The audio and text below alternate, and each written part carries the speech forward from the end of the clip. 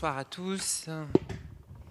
Nous allons enchaîner avec cette deuxième table ronde qui sera sur des sujets éminemment connexes, des sujets qui ont fait l'objet des débats précédents, puisqu'on va parler des nouvelles méthodes de marketing, des nouvelles méthodes de commercialisation et des défis qu'ils présentent pour les régulateurs financiers, mais aussi pour les autorités en charge de la concurrence et de la répression des fraudes.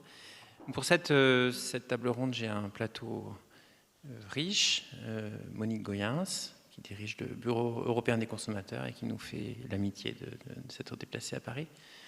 Teresa Chambers, from the UK FCA. Teresa, you will speak in English, so I will shift from French to English, and so each time I will have questions to raise for you, I will speak in English. You're welcome. That's great. Thank you. I will try to be not to mix up French and English. Claire Castanet, secrétaire générale de l'AMF en charge de la protection des épargnants, et Pierre Chambu, qui est chef de service à la DGCCRF et qui nous donnera l'éclairage complémentaire de la DGCCRF. La première table ronde a illustré une partie des questions. On va être positionné sur une nature d'interrogation un tout petit peu différente, puisqu'on va plutôt s'intéresser à ce qui est à la frontière, en réalité, de nos sujets habituels de régulateurs financiers.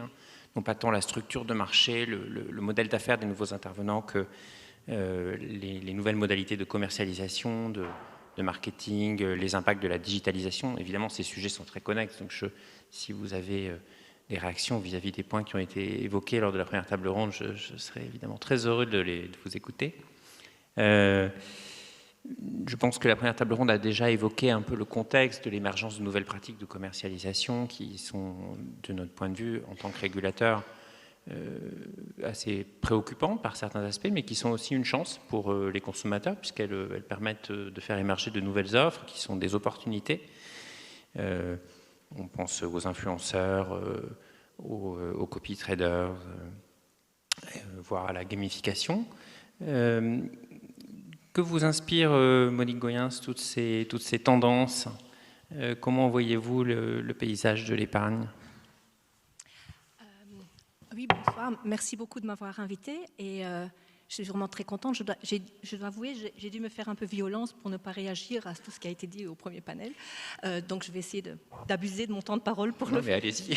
Au contraire, on sera d'autant plus content. Donc, ce que je voulais dire, je représente les organisations de consommateurs européennes. Donc, ça veut dire que je vais apporter peut-être une perspective que vous ne connaissez pas en France, parce que vous avez un système réglementaire qui fonctionne bien, vous avez déjà un paysage réglementaire qui est sophistiqué, mais ce n'est pas nécessairement le cas partout.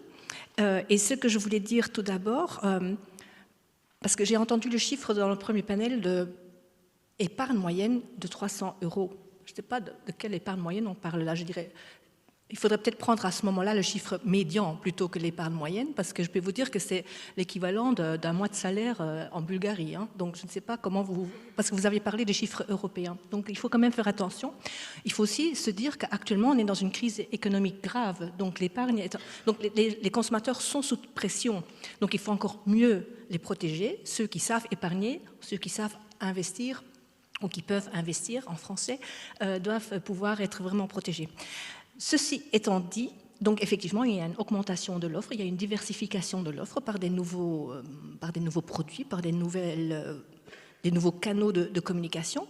Ce que je voudrais vous dire, c'est que dans un marché qui est aussi complexe et aussi opaque que le marché des produits d'investissement, augmenter une offre est une fausse bonne nouvelle, dans la mesure où on ne fait que renforcer l'opacité du marché. Le fait qu'on s'adresse à un nouveau public, je trouvais ça un peu amusant au premier panel. Ah bah oui, en fait, on renouvelle la demande parce qu'on attire les jeunes. En soi, je comprends que quantitativement, c'est une bonne nouvelle, mais bon, si ces jeunes-là, au-delà des communautés où on s'auto-éduque, si ces jeunes ne comprennent pas ce qu'est un produit d'investissement, en fait, on les met encore plus en danger. Et à la limite, on va les détourner des produits d'investissement. Et vous devez savoir, il existe, et là je ne connais que le terme anglais au niveau européen, le Consumer Market Scoreboard, donc qui est une sorte de classification du degré de satisfaction qu'ont les consommateurs à l'égard des différents services, aussi à l'égard des différents produits, mais les services d'investissement sont en bas du classement. Hein. Donc ça veut dire quand même qu'il y a quelque part des frustrations au niveau des consommateurs quand il s'agit des services d'investissement. Et donc, je pense que ce qu'il y a,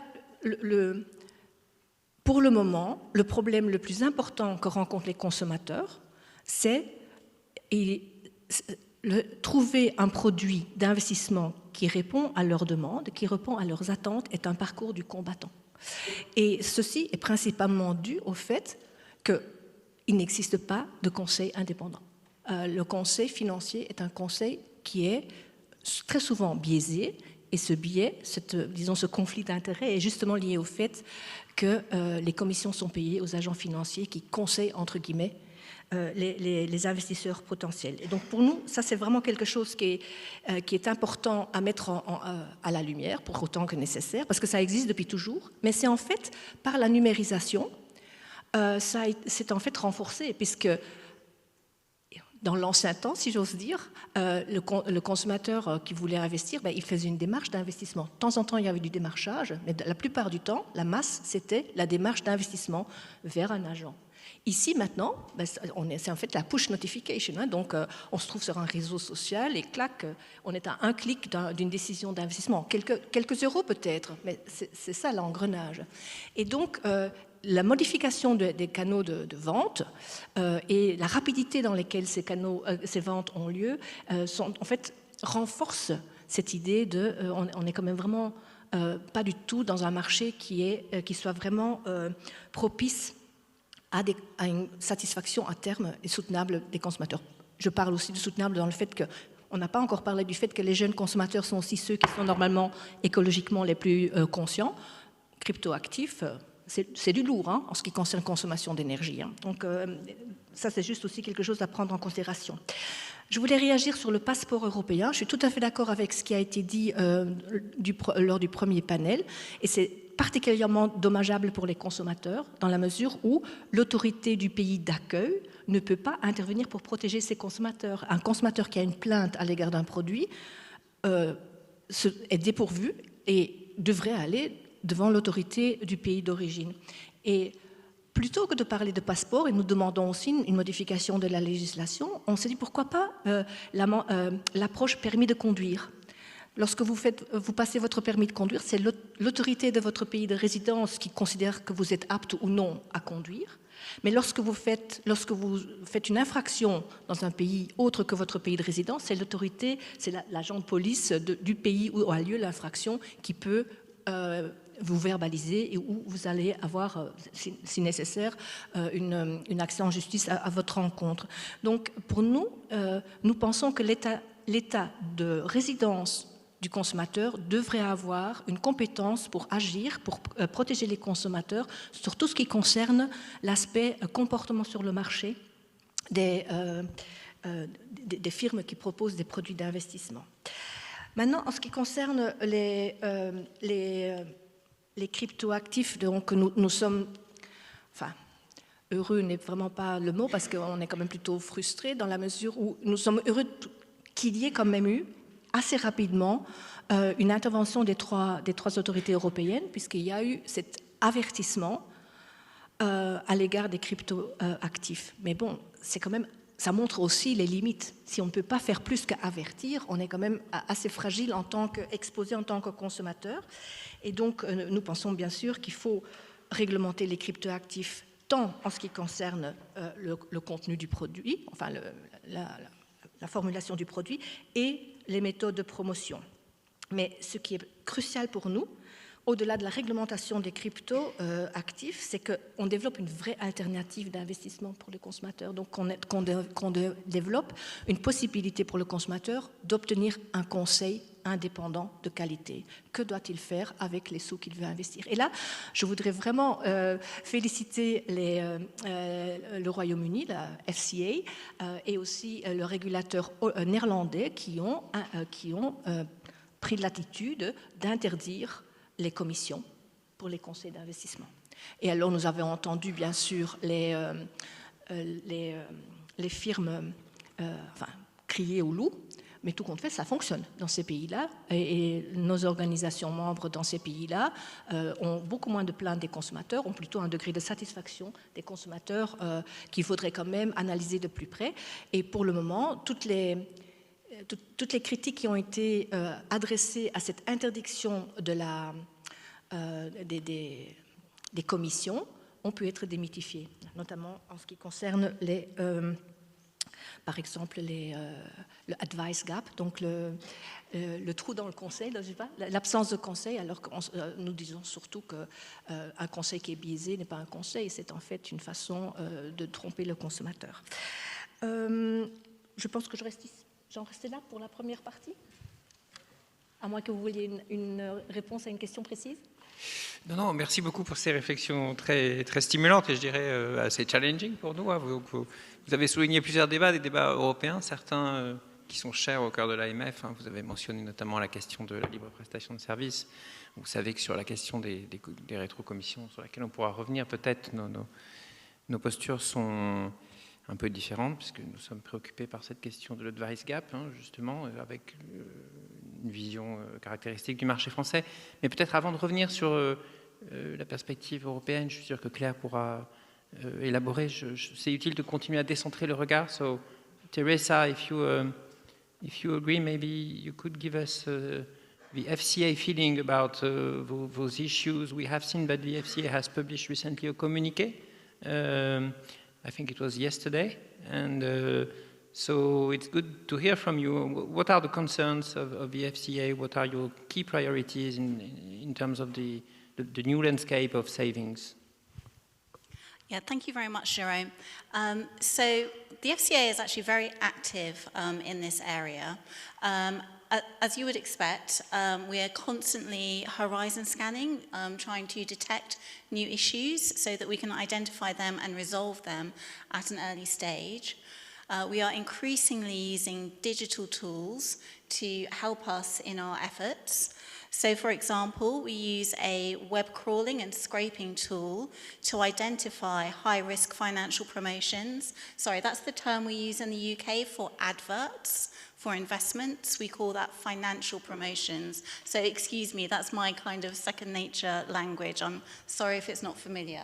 Adverts, maybe I'll just say adverts and people will understand. So we web scrape for adverts for high-risk investments so that rather than waiting for consumers to see those adverts, be influenced by them, invest money, lose money, complain, the aim of those digital tools is to enable us to identify the advert and take it down, which we do on a very, very regular basis indeed. And something else that we have built a digital tool for is a tool that scans 100,000 websites every day to identify potential scams. And then we work very closely with the host to get that website taken down. We don't have formal powers to take down websites, but we find we can be quite persuasive. And that's been an area of great success for us. Now, stepping back more broadly, what we have found is that, with the huge rise of the digital economy, firms have fundamentally reshaped the way they seek to market, sell, promote investment opportunities. And there's nothing wrong with that. The world is changing. That's fine. It may surprise you to know that the FCA is also on TikTok and Snapchat, trying to put out some educational messages, possibly to counter some of what we see. We heard in the earlier session about the huge growth in influencers. Yes, that is very much a phenomenon in the UK. Some influencers have fantastic motives and they're there trying to provide helpful education and advice, but unfortunately there are many influencers who are not in that category where there are hidden financial incentives that are not visible to their followers.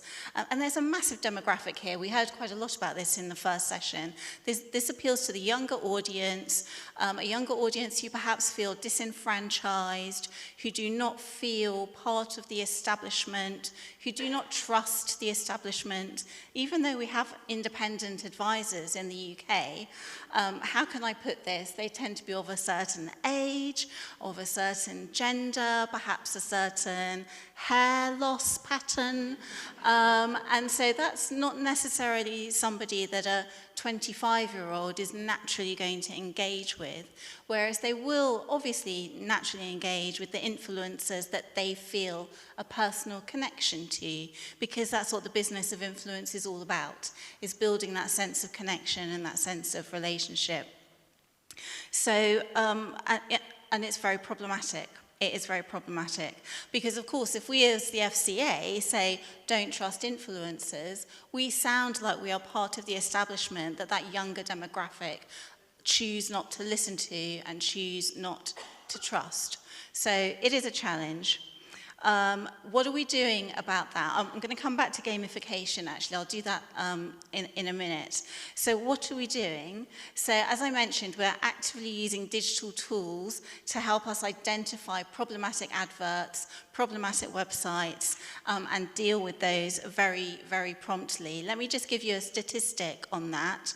So last year, we intervened 573 times. And in the first 9 months of this year, we have intervened 4,609 times. And the most recent report I had that took it up to November, so 11 months, was in the region of 8,000 interventions. And that is because our digital tools really supercharge our ability to act. They really supercharge our ability to act.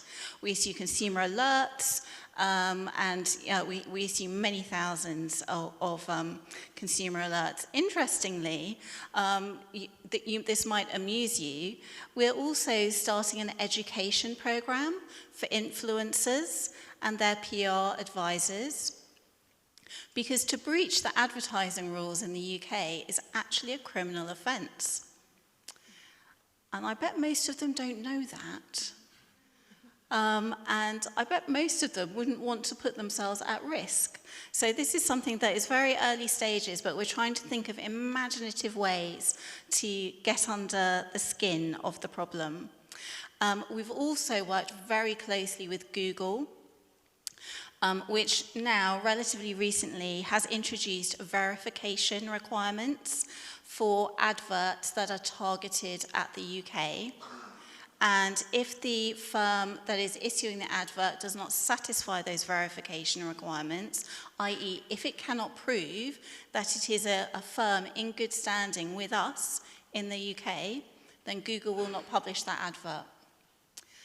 And Google has gone from being one of the most prolific sources of scam advertising to being a platform that barely has any that we can detect with our digital tools. That is a massive step forward with us. Other platforms are following suit. Most recently, Meta has made similar policy changes. Very recently, actually, the 27th of October, 2022. Obviously, we remain highly vigilant. Now, I also wanted to say something about gamification. As you said, we published a research paper on this just yesterday. We have a number of firms in the UK who operate what we call trading apps, so purely accessible on your phone, very much designed with to appeal to the younger generation. There's no friction. It's a very easy process.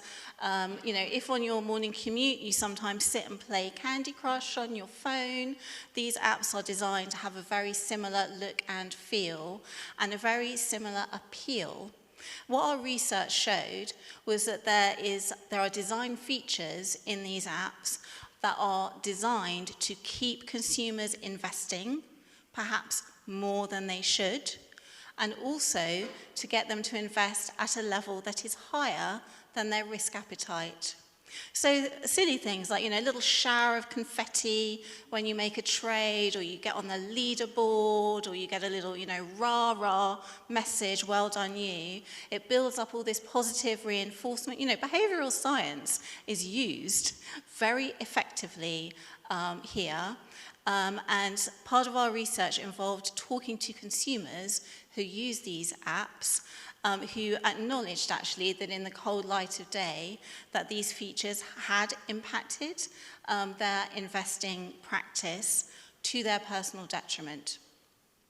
It goes without saying that we have some follow-up actions with those firms, which I can't talk to you about, but obviously that goes without saying. But actually what our research showed was that those design features induce consumer behavior that is very similar to what we see in the space of problem gambling. So that's something that we're very concerned about.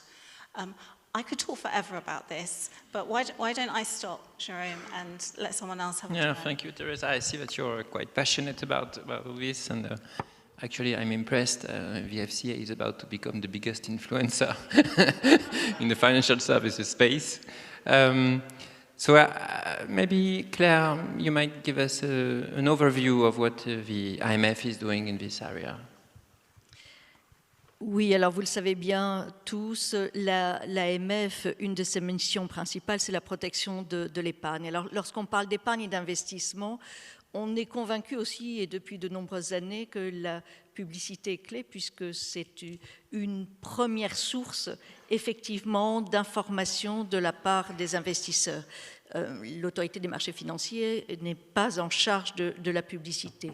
En revanche, elle observe l'ensemble des techniques de promotion, de publicité, qui peuvent avoir un impact sur le comportement de l'investisseur et sur la manière dont il investit.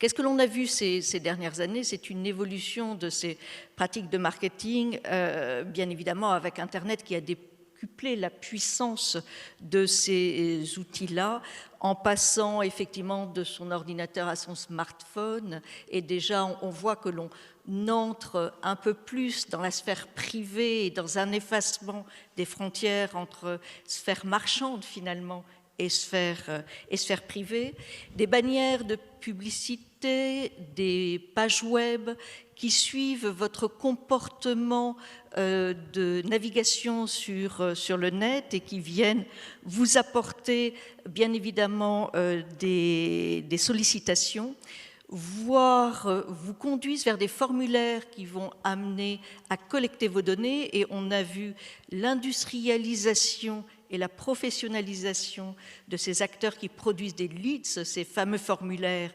qui collectent vos données en vous ayant alléché sur telle ou telle offre et en vous promettant de vous donner plus d'informations, mais si vous donnez vos précieuses données, qui sont bien sûr revendues par la suite. Et puis, nous avons vu l'explosion de la pratique des réseaux sociaux.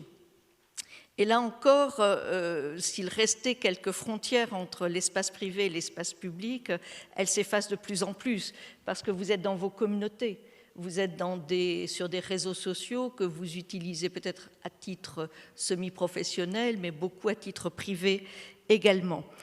Ces offres que l'on peut voir arriver sur ces différents modes de communication s'appuient également sur des applications mobiles qui prennent de plus en plus leur place dans la façon de mettre en avant les offres d'investissement.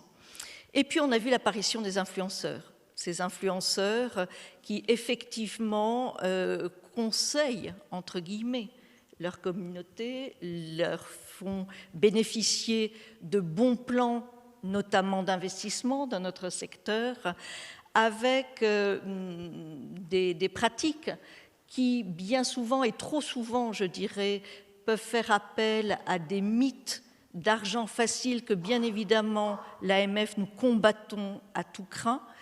L'argent facile n'existe pas, la démarche d'épargne est une démarche de long terme qui demande un certain effort. Alors, ce n'est pas très fun ce que je vous dis, mais c'est quand même la réalité et qui nécessite d'avoir de la diversification. Faciliter les choses, rendre des interfaces plus agréables, plus ergonomiques, bien sûr, ça va dans le bon sens, mais en revanche, faire croire que tout cela est un jeu, bien sûr, ne convient pas parce que l'épargne, ça reste du sérieux. Et pourquoi c'est du sérieux? C'est que vous touchez à l'avenir financier des gens, vous touchez à leurs projets, vous touchez à leurs projets de retraite ou au fait qu'ils souhaitent mettre de côté face à des difficultés de la vie à court ou moyen terme. Donc l'influence est une nouvelle pratique publicitaire qui s'appuie sur cette porosité finalement entre vie privée et vie professionnelle et ne rend pas toujours bien compte du fait qu'on est face à une offre commerciale. On est dans un univers marchand et pas du tout dans un aspect de conseil à ce stade-là. Sur ces différentes observations, nous avons malheureusement vu des comportements d'influenceurs venus de la télé-réalité qui piègent des populations plus modestes, plus jeunes, qui finalement croient ces affirmations sur un monde facile. Et nous nous sommes attachés à l'AMF à déconstruire ces différents arguments par des campagnes digitales qui ont eu beaucoup de succès, que ce soit sur Instagram ou que ce soit sur TikTok, avec 2 ou 3 millions de vues pour ces offres-là. Nous travaillons également beaucoup en communication avec des acteurs qui sont connus dans ces milieux qui sont plus particulièrement ciblés, comme le Bondi Blog par exemple, qui a relayé nos communications, comme le Parisien qui a pu faire aussi une vidéo virale sur Internet dénonçant ce genre de pratique. Donc ces influenceurs venus de la télé-réalité qui n'ont aucune connaissance en matière financière, bien évidemment, c'est une catastrophe. Et là-dessus, qu'est-ce que nous disons? Bien évidemment, aux particuliers, est-ce que vous pensez qu'un bon plan offert généreusement à toute la Terre, c'est un bon plan? Est-ce que vous comprenez ce dans quoi vous investissez? Est-ce que la personne est rémunérée pour dire ce qu'elle dit? Et le fait de comprendre ce dans quoi on investit est très important. Pourquoi? Parce que l'on peut voir des offres qui amènent ces personnes-là vers des produits complexes et risqués, voire certaines fois vers rien du tout, c'est-à-dire l'arnaque la plus parfaite. Ça, c'est une partie des influenceurs.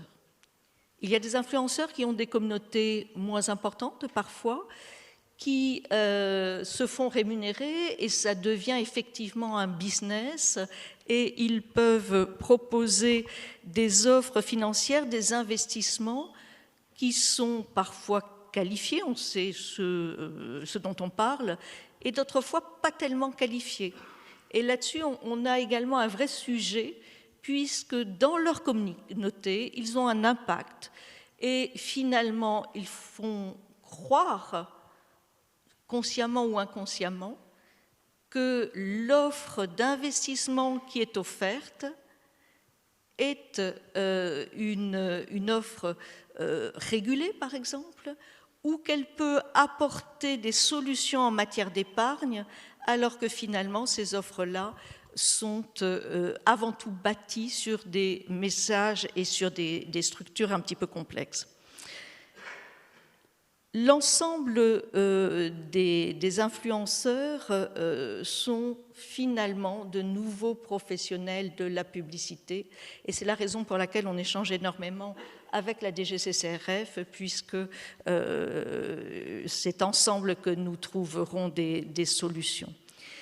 On développe également des outils côté AMF, des outils de veille de la publicité avec des acteurs qui nous remontent tout ce qui est affiche, tout ce qui est réseaux sociaux, tout ce qui est mailing également. Nous développons des outils d'intelligence artificielle des outils qui nous permettent de travailler à partir des spams des internautes qui nous sont remontés par l'association Signal Spam, d'en traiter 2000 par jour pour recueillir quelques dizaines d'alertes qui sont pertinentes et qui nous permettent, à partir de là, de pouvoir savoir exactement ce qui se passe pour des acteurs régulés ou non régulés, et donc, ou alors régulés ailleurs en Europe, et donc de remonter vers les personnes qui peuvent agir pour faire respecter des techniques de commercialisation et de publicité qui soient justes. Parmi ces outils d'intelligence artificielle, nous avons également un outil qui permet de pister les sites fantômes, les sites arnaqueurs, et enfin un outil qui s'appuie sur l'analyse sémantique, et là c'est plus créatif et ça plaît bien aux publicitaires, mais on les voit de l'autre côté, où on constate que le fait de rapprocher un certain nombre de mots peut permettre d'avoir un certain impact et peut être suspect d'arnaque également. Parmi ces outils, je vous évoquais tout à l'heure les aspects de communication.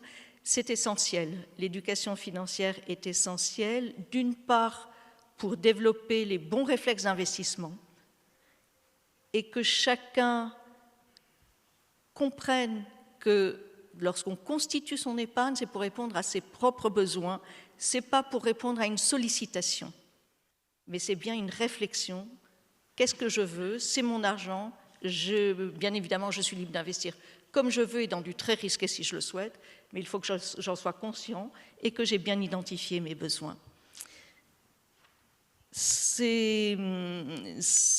communication, elle s'appuie également sur le fait de cibler de plus en plus les populations auxquelles nous nous adressons. Vous l'avez entendu à différentes reprises, le langage est important. Le fait d'être entendu et d'avoir de l'impact est important. Et on ne peut pas dire qu'un épargnant ressemble à un autre épargnant. Alors, il y a des typologies. Nous travaillons avec notre baromètre de l'épargne pour connaître ces typologies et pour adapter notre message et les canaux de communication. Nous travaillons aussi avec Facebook. Alors, vous allez peut-être sourire, mais Facebook, il y a encore beaucoup d'épargnants qui sont dessus, même si ça peut paraître un peu plus has-been. Nous travaillons sur TikTok. Et là, nous ne touchons pas les mêmes populations et nous ne nous exprimons pas de la même façon. Donc ces aspects de communication en vue d'une éducation financière qui aident à intégrer les bons réflexes d'investissement et à bien se poser les bonnes questions pour éviter les arnaques financières est absolument essentiel dans notre stratégie. Merci Claire. Pierre Chambu, peut-être pour un éclairage complémentaire, à la DGCRF, vous avez un mandat peut-être plus vaste et une expérience différente de celle des superviseurs financiers. Quelle est votre perception de nos pratiques et de les évolutions du marché? Alors, bonjour à toutes et à tous. L'avantage quand on parle en dernier, c'est qu'on peut dire qu'on est d'accord avec tout ce qui a été dit. Au final, on n'a pas énormément de choses à rajouter, surtout quand les interventions ont été très, très complètes. Mais je vais quand même ajouter un petit grain de sel à ce qui vient d'être dit. Une fois dit que donc nous, la DGCCRF, nous sommes un peu, si on fait une comparaison avec le monde médical, c'est un peu le médecin généraliste par opposition aux spécialistes en matière de protection des consommateurs. Alors, je prendrai les choses de cette façon-là. Je donnerai les deux cas depuis 2-3 ans qui sont les plus saillants, en fait, qu'on ait traités dans ce domaine. Le premier, c'est une histoire de match de foot. Alors, je ne sais pas si je dois donner le club. C'est un grand club. Et la veille du match, on est appelé par une association française des courtiers et des prestataires de services d'investissement qui dénonce le fait que sur les maillots des joueurs, il y a une publicité pour quelque chose qui est dangereux, qui est risqué financièrement et qui est donc illicite. Alors, sur le fond, le sujet est un peu compliqué, mais au final, on lance une procédure qui est en cours encore, je ne peux pas vous en dire plus. Ça pourrait éventuellement être rendu public assez rapidement. Et alors, je ne sais pas si c'est forcément ce qu'il y a de plus typique dans ce qu'on peut voir. Je veux dire par là, est-ce que ce cas, qui a un certain relief, est illustratif d'une typologie qui est appelée à être récurrente? Je ne sais pas, mais en tout cas, il a un côté un peu saillant. Puis alors, le deuxième cas, je pense que je peux dire son nom, donc c'est à l'occasion d'une enquête qu'on fait en 2018-2019 sur les cryptoactifs, on s'intéresse à ça. Sur un réseau social, on tombe sur alors on dit une story en bon français, d'une influenceuse bien connue qui s'appelle Nabila Benatia Vergara, et qui en gros raconte que, alors le script c'est pas elle qui l'a écrit, hein, on lui a donné, que on peut espérer des rendements très certains pour un certain type d'investissement, jusqu'à 80%. Donc tout ça est très, très alléchant. Et c'est fait pour faire comprendre à ceux qui écoutent la story qu'elle n'est pas intéressée du tout, elle le dit comme ça, quoi, elle fait partager cette information, mais elle-même, elle n'est pas intéressée dans l'affaire, ce qui naturellement, je le dis parce que c'est un point important des influenceurs, de la problématique des influenceurs, ce qui n'est pas le cas, puisqu'en fait, elle est en train d'exécuter un contrat. Alors, voilà, c'est ça les deux cas les plus saillants qu'on ait traités. La synthèse de ça, alors je dis, effectivement, ça montre que derrière ça, il y a un sujet qui n'est pas simplement un sujet financier pour nous, il y a clairement un sujet actuellement sur les influenceurs à la DGCCRF, car les influenceurs, ils cherchent à influencer dans d'autres domaines pour vendre des produits, enfin des produits, des biens, quoi, voilà. Donc ce qu'on voit, c'est ça, c'est la montée en puissance de ça. C'est clairement notre sentiment, c'est que la force motrice principale de cette diversification et cette amplification du volume des offres, de cette gamification, c'est clairement le numérique. Il n'y a pas de doute là-dessus. Voilà, c'est ça le constat que nous faisons et en fonction duquel nous sommes en train d'ajuster nos contrôles. Sur ce chapitre-là, je pense que je peux m'en tenir là.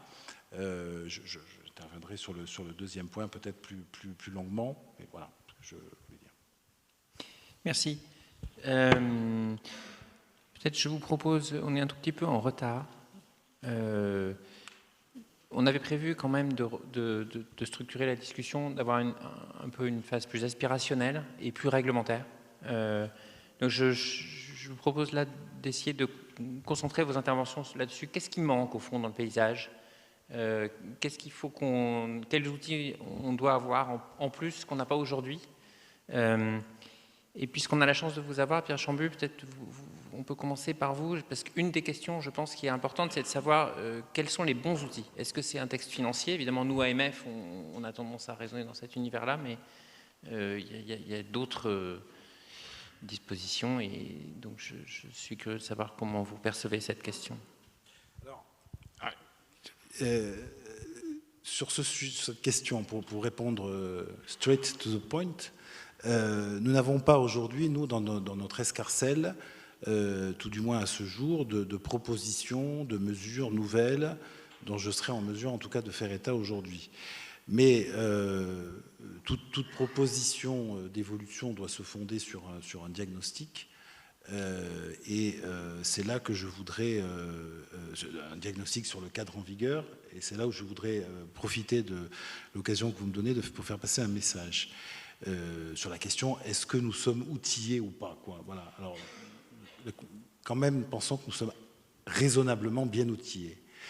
Il y a un point que je voudrais mentionner, je le dis rapidement, mais c'est pas du normatif à proprement parler, quoique c'est que il y a à notre sens quelque chose qui est fondamental, Je disais tout à l'heure, voilà ce que nous sommes, un généraliste un peu sur un mode presque humoristique, mais à notre sens, quelque chose qui est fondamental, c'est la bonne articulation entre la régulation sectorielle et le droit commun, de la protection des consommateurs.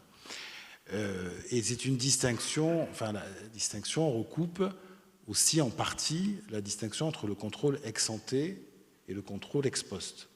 Il y a effectivement dans le secteur financier, et sans doute d'ailleurs de bonnes raisons à ça, à la fois il y a un double contrôle séquencé. Il y a un contrôle ex ante qui est le domaine d'élection du régulateur sectoriel, et puis il y a un contrôle ex post où nous intervenons.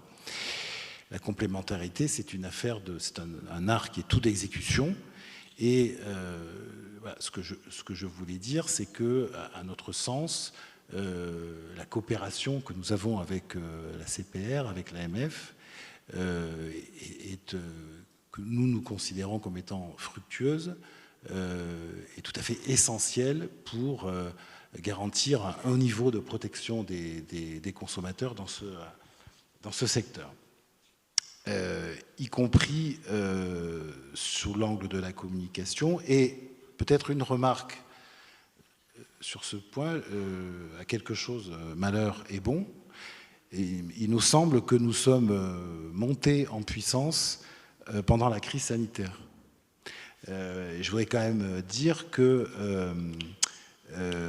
donc nous, ce que nous avons fait pendant la crise sanitaire, on a vu se développer des fraudes en tout genre, en ligne, avec la montée en puissance, l'essor conjoncturel du e-commerce. Nous avons mis en place une task force de lutte contre la fraude. Et clairement, je le dis clairement, la réactivité de l'AMF et de la SCPR dans le process de lancement de cette task force a été assez instrumentale à son succès, je dois le dire. Et ça a permis effectivement de constater que différents corps d'enquête étaient potentiellement intéressés par une délinquance qui est parfois polymorphe. Par exemple, en ce qui concerne la police, les abus dans le secteur financier peuvent parfois aller de pair avec des dérives sectaires. Ça peut aller jusque-là. Voilà. Donc, nous avons mis en place une coopération qui a donné des résultats probants, qui a permis d'agir très vite sur un certain nombre de sites Internet, et qui a aussi permis de lancer des actions pénales qui s'inscrivent plus dans la durée. Mais je pense qu'il était, sur ce sujet, sur ce chapitre, je pense que ce n'est pas hors sujet, utile de mentionner ça. Alors, en termes d'outils, la deuxième idée que je veux souligner, c'est nous avons un outil à la DGCCRF qui a une très grande plasticité et qui permet d'appréhender ce type de mauvaise pratique, qui est, à côté de dispositions plus précises, la notion de pratique commerciale trompeuse, qui est harmonisée d'ailleurs au plan européen. En fait, en résumé, la PCT, c'est tout ce qui trompe le discernement du consommateur. Et c'est un outil qui est évolutif. Actuellement, il y a une grande... je le mentionne parce que, à cause de l'intervention de la secrétaire générale de l'AMF, il y a toute une réflexion jusqu'à l'OCDE, à la Commission, sur la notion de dark pattern. Alors, je ne sais pas, d'ailleurs, on ne sait pas bien traduire ça en français, mais on comprend tout ce que ça veut dire. Il y a des mauvaises traductions. On parle d'interface sournoise, je trouve que ce n'est pas très excellent comme traduction. Donc voilà, la notion de pratique commerciale trompeuse et la sanction, dans notre jargon nous disons la PCT, c'est un délit, et la sanction, elle est 2 ans d'emprisonnement. Depuis la loi pouvoir d'achat, si la PCT est suivie par la conclusion d'un ou plusieurs contrats, on passe à 3 ans. Et ce n'est pas juste un mouvement de curseur, en fait. Dans le domaine du droit pénal, quand vous passez de 2 ans à 3 ans, vous passez, pour les parquets, ce n'est pas du tout pareil. Vous passez dans une autre catégorie de délits pénaux. Donc c'est un mouvement important qui a été fait par la loi pouvoir d'achat. Et puis il y a une amende dont le montant forfaitaire, maximum forfaitaire est de 300 000 €, mais qui, à proportion de la gravité du délit, peut aller jusqu'à plafonner à 10% du chiffre d'affaires. Donc un outil qui est sanctionné par des sanctions dissuasives et qui est plastique dans le sens où il permet d'appréhender différents types de pratiques déloyales, si vous voulez, qui, jusqu'à présent, en tout cas, on ne s'est pas trouvé dans la situation où on avait un objet abusif dans le secteur financier pour lequel on avait un problème juridique, si vous voulez, lié à la notion de pratique commerciale trompeuse et qui ne permettait pas de l'appréhender.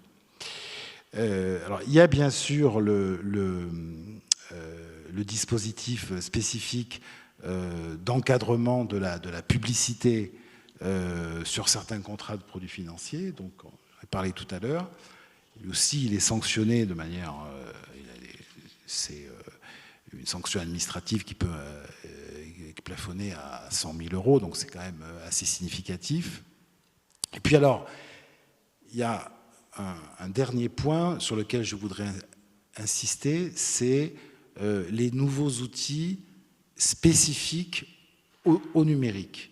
Il y a dans notre panoplie, dans notre arsenal de mesures juridiques, récemment, voire très récemment, 2 nouveaux outils qui sont potentiellement, qui sont venus donc s'ajouter et qui sont potentiellement, je crois, très pertinents dans le secteur financier, même si nous ne les avons pas encore utilisés, par définition, s'agissant le premier. D'abord, ça rejoint le point sur les influenceurs. Il y a dans le Digital Service Act, le DSA, des dispositions très importantes de responsabilisation des plateformes sur les influenceurs, dont nous serons chargés de les contrôler. Je dis c'est important parce que le problème qu'on a dans le numérique, c'est de vider l'océan à la petite cuillère. Et si on veut être efficace, il faut pouvoir intervenir en amont. Et là, clairement, on a une disposition avec le DSA qui responsabilise les plateformes. C'est-à-dire que s'il n'y a pas de transparence sur le caractère d'influenceur de l'influenceur, c'est-à-dire je suis intéressé financièrement à ce que je suis en train de vous raconter, il y aura possibilité, il y a une obligation pour la plateforme de donner elle-même cette transparence, et si elle ne le fait pas, elle se met à la faute. Donc ça, c'est un outil qui est important, un outil européen. Et le deuxième outil, donc c'est l'article 26, là, ce dont je parle, l'article 26 du DSA, qui prévoit cela. Et le deuxième outil, c'est ce que nous appelons dans notre jargon l'injonction numérique. Alors, l'injonction numérique, c'est un pouvoir qui est potentiellement extrêmement puissant, mais c'est une espèce de riposte graduée.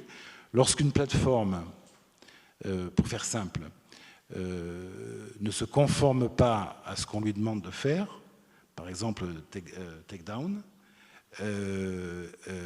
lorsqu'on ne peut pas identifier le fournisseur qui est hébergé sur la plateforme, on peut utiliser cet outil. On peut commencer par demander à la plateforme, dans les cas les moins graves, à mettre en place une bannière d'avertissement. Et ça peut aller jusqu'au déréférencement de la plateforme. C'est-à-dire, vous ne la voyez plus sur les moteurs de recherche. C'est-à-dire, si elle a une application, l'application est déréférencée, elle ne fonctionne plus. Et ça peut aller jusqu'à la neutralisation totale de son nom de domaine. Alors, ce pouvoir, je pense qu'il y a quelques années, si on avait proposé aux législateurs de nous doter de ce pouvoir, je pense qu'on nous aurait regardé avec un regard un petit peu étrange.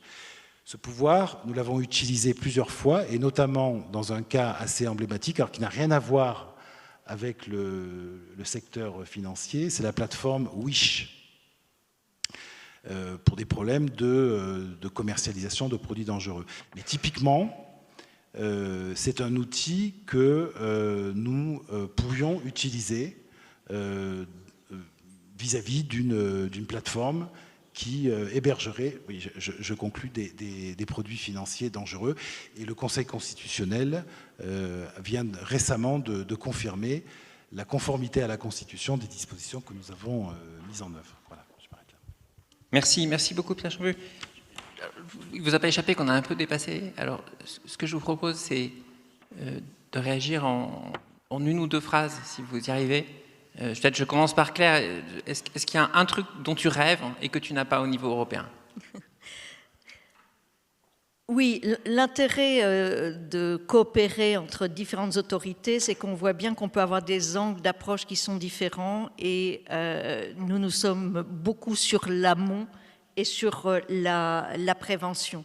Ce que l'on constate si on raisonne concrètement, c'est que si je prends les influenceurs, ils ne connaissent pas grand-chose, pour la plupart d'entre eux, aux aspects de produits financiers.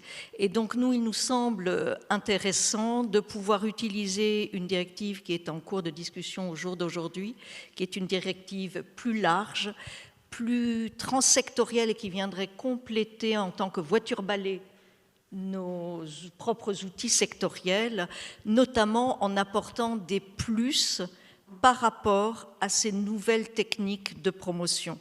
Par exemple, pour tous les produits complexes et risqués financiers, systématiquement un avertissement. Par exemple, le fait que le professionnel porte la responsabilité, quel qu'il soit, de l'exactitude, de la clarté et du caractère non trompeur de l'information qui est donnée.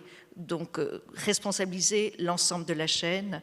Par exemple, bien évidemment, les aspects de rémunération, mais aussi les aspects de connaissance des influenceurs par rapport aux produits qu'ils commercialisent. Et parce qu'on ne reste pas les deux pieds dans le même sabot, sur cette question-là des connaissances, nous travaillons notamment avec l'ARP, l'autorité de régulation des professionnels de la publicité, sur un certificat de l'influence responsable pour les influenceurs que nous mettrons en œuvre en 2023, de telle sorte à avoir des influenceurs qui, quand ils parlent finance, sachent au moins que c'est un secteur extrêmement encadré, parce qu'il s'agit de l'avenir financier des personnes. Thank you. Teresa, I think you have a discussion at the UK Parliament currently around that. So do you have one thing that you would like to mention? Yeah, just one thing. So we have a legislative proposal in the UK at the moment, which is called the Online Safety Bill. It's in the process, and we don't have a specific timeline, but the proposal is basically to make the UK the safest place in the world to be online while defending free expression, and it's about imposing requirements on digital service providers to manage the risks of harm and to prevent fraudulent adverts, which is of key importance to us. So we're watching that with great interest. Okay, thank you very much. Monique, je vous laisse le mot de la fin. Alors, je crois que vous avez deux choses à mentionner. Vous avez le droit de mentionner deux choses. Merci beaucoup. Je pense qu'effectivement, la coopération entre les autorités de secteurs différents est essentielle pour essayer d'appréhender le problème. Donc, je félicite l'AMF pour le travail, la coopération avec l'ARPP, CCCTB, c'est ça, mais aussi le fait de travailler avec les DGCCRF, c'est assez unique au niveau européen, donc, enfin au niveau des différents États membres, et je voudrais vraiment encourager les autorités européennes de supervision, donc ESMA, EIOPA, EBA. Bien sûr, vous travaillez entre vous ensemble, mais aussi de travailler avec les autorités de protection des consommateurs sur cette question-là, parce qu'il y a effectivement un carrefour d'outils qui peuvent être utilisés, et d'expérience, et d'expertise, et de façon de parler aux consommateurs aussi, qui peut être, disons, sur lequel on peut capitaliser. Je suis contente qu'on ait parlé des pratiques déloyales, enfin commerciales déloyales. Je suis un peu étonnée qu'on ne parle pas aussi de l'interdiction des systèmes de vente pyramidale, qui sont quand même aussi en plein dedans ici, hein, donc dans certains cas. Donc c'est aussi un outil qu'on a déjà et qu'on n'utilise pas assez.